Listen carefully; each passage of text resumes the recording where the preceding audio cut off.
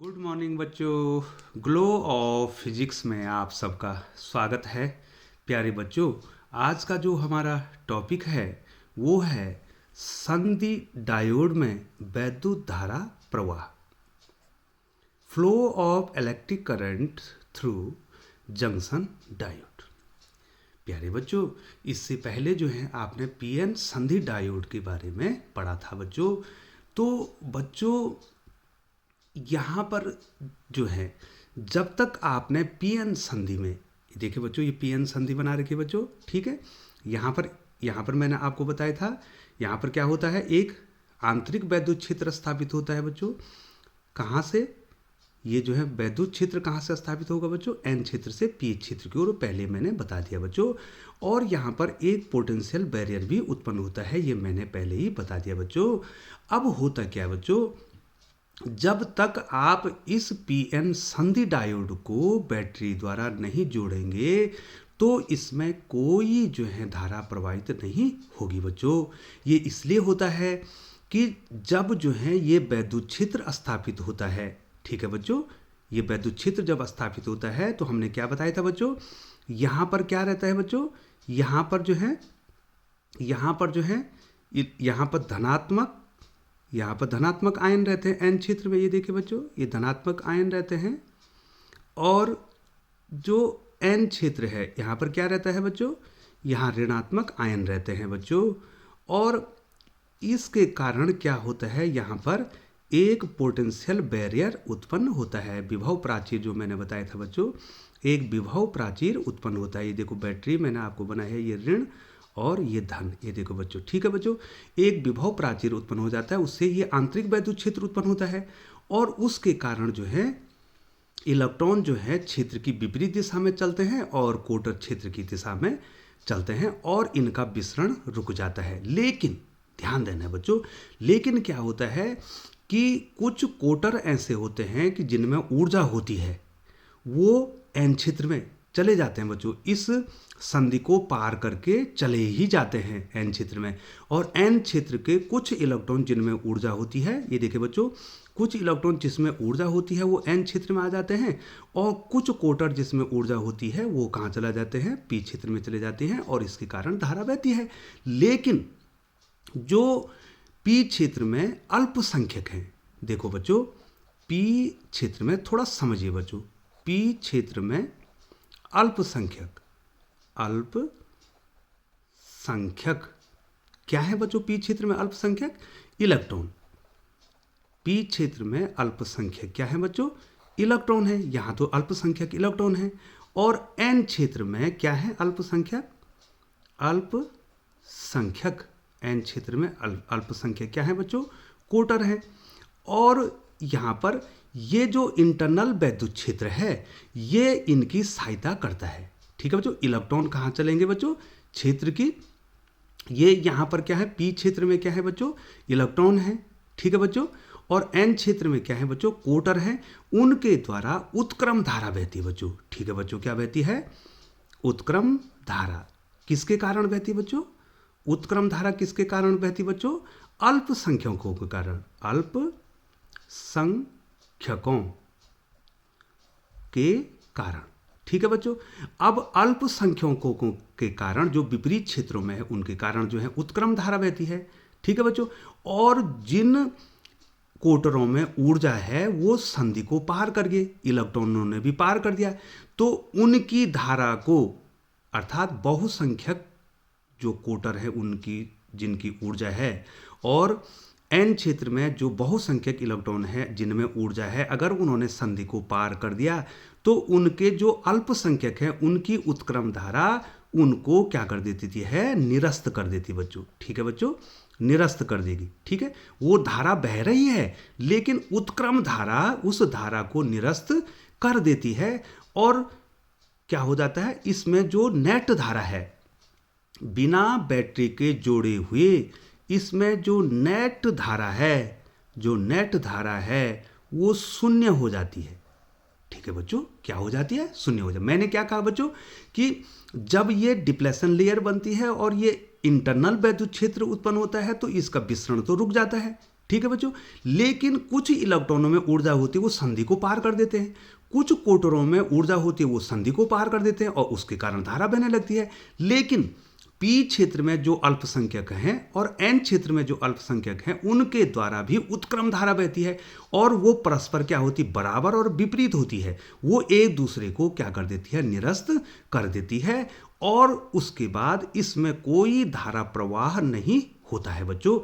अब जब इसमें कोई धारा प्रवाह नहीं हो रही है तो ये किसी काम का नहीं रहा बच्चों, लेकिन काम का है बच्चों।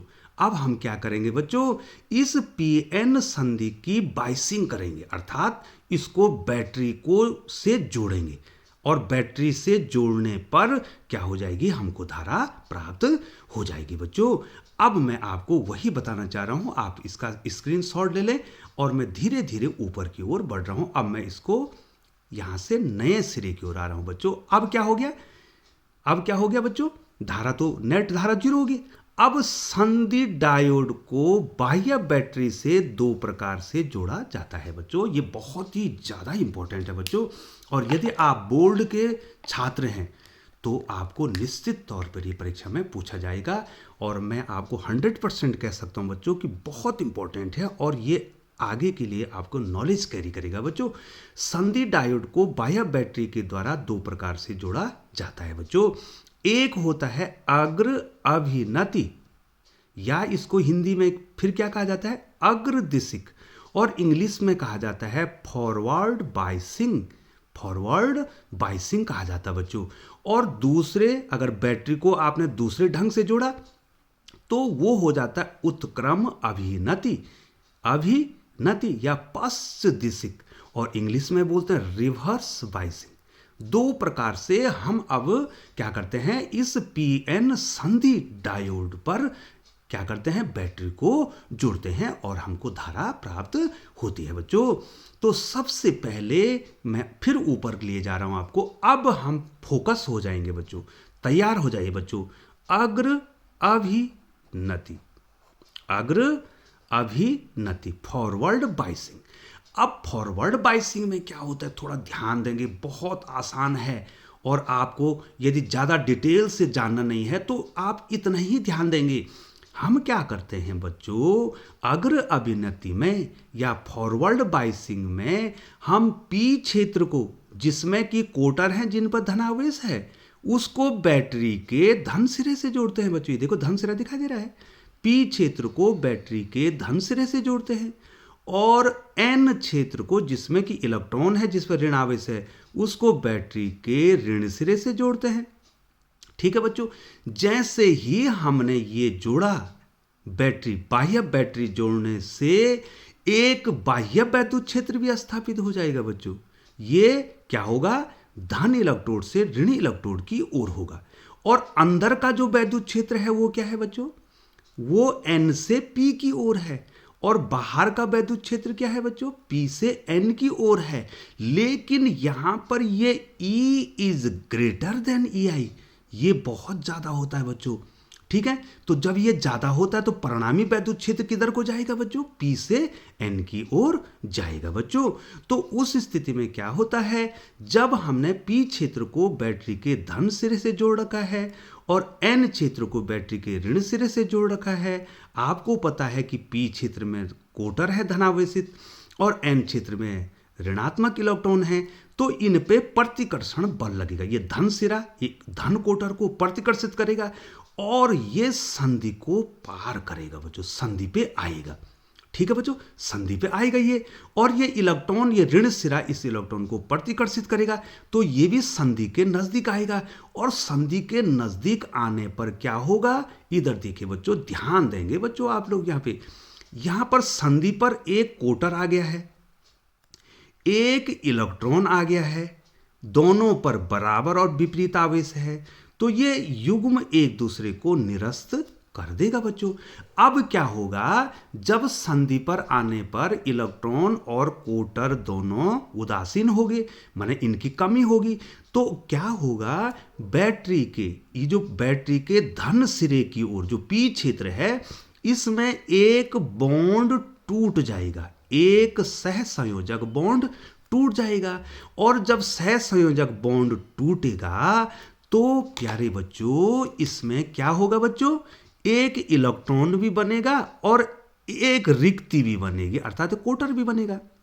ये इलेक्ट्रॉन क्या करेगा, ये इलेक्ट्रॉन पर ऋण आवेश है, ये इलेक्ट्रॉन बैटरी के धन सिरे की ओर आकर्षित होके जो बाहर का चालक तार है उसमें आना शुरू कर देगा और आते आते बैटरी के धन सिरे पर चला जाएगा। इतना समझ गए बच्चों।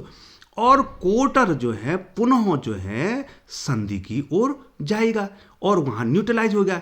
लेकिन होगा क्या, ये इलेक्ट्रॉन जो है, जो इलेक्ट्रॉन बॉन्ड टूटने से बना है वो बैटरी के धन सिरे की ओर आकर्षित होकर बैटरी के धन सिरे की ओर आएगा और उसी समय बैटरी के ऋण सिरे से एक इलेक्ट्रॉन निकलेगा और निकलते निकलते क्या होगा, जो इलेक्ट्रॉन यहां पर उदासीन हुआ है, जिस इलेक्ट्रॉन की कमी संधि पर हुई है उस कमी को पूरा करेगा बच्चों। और इस प्रकार से इलेक्ट्रॉनों का प्रवाह निरंतर होता रहेगा बच्चों। और उसके कारण जो बहुसंख्यक आवेश वाहक हैं उनके कारण इसमें संधि में, इस डायोड में एक प्रबल धारा बहेगी जिसको पश्च धारा कहते हैं, सॉरी अग्रधारा, सॉरी बच्चों बोलने में थोड़ी मिस्टेक हो जाती है, अग्रधारा बहेगी और ये धारा बहुत ज्यादा होती है बच्चों।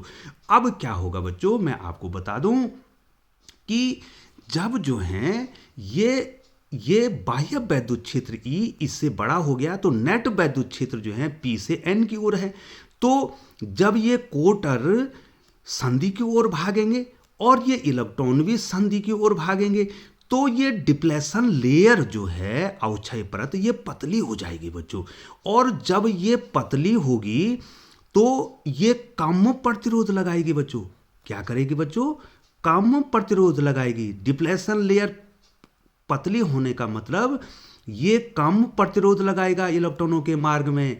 और जब आवेश वाहकों के मार्ग में जब जो है कम बाधा पहुंचाएगा तो ज्यादा धारा प्रवाहित होगी।